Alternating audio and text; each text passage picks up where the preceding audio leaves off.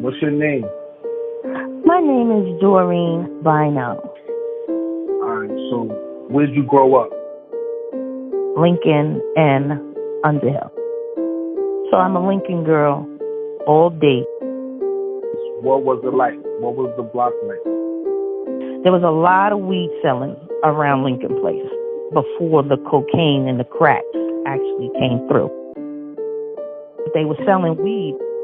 It came in a little yellow of Manila envelope, stamped. I remember them being stamped saying solid gold, and it was stamped on that Manila envelope. So it would more distinguish who it came from, actually. So that was like more gradually going into from the late 70s into the early 80s. So from that point on, then I started seeing the cocaine coming through. And that was coming through the Jamaicans. And they brought that around selling drugs on the block. Then one day I seen this man. He had on a suit. He was Panamanian, and he came on the block. He came on the block and he spoke to a few of us in front of 311. He explained to us that he had a product that he wanted us to try, and he wanted to show us how that product was made, or however, he tended to have described it to us. I was 17 at the time. Right. So he left and he came back. When he came back, he went into 311 to one of the apartments, and it was one of the guys that was a 5%er. I remember going to his house. So we went to his house, and the Panamanian guy came through with a duffel bag. When he came to the house, he pulled out the duffel bag, about 5 ounces of cocaine. It was a whole chemistry set that he pulled out in that apartment. So he showed them how to cook up coke into a hard form of what he called freebase.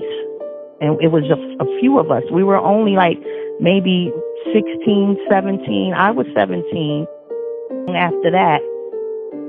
And next thing you know, they started selling crack. And this was really hard body, like about 1984, 85, 86, 87, and so on, and so on.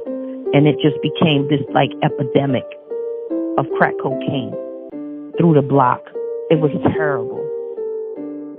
And then my best friend said to me, I did it. I said, no, you didn't. She said, yes, I did. Try it. You'll like it. I was like, let me see. And I tried it. And from that point on, I was 17. I struggled and fought and battled. And it was just something that I just fell victim to with crack cocaine for years. It was to the point where nobody really even knew, because I wasn't just smoking crack. I was selling. I was trafficking.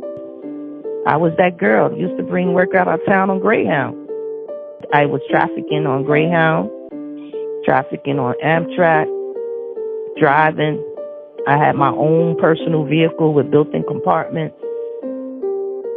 I did go to Arizona, and I didn't make it back. I got caught in Arkansas. The first bid they was going to give me was 50 years. And then they ended up giving me 30 years with 10 suspended, and they said was nothing else they can do. That was it.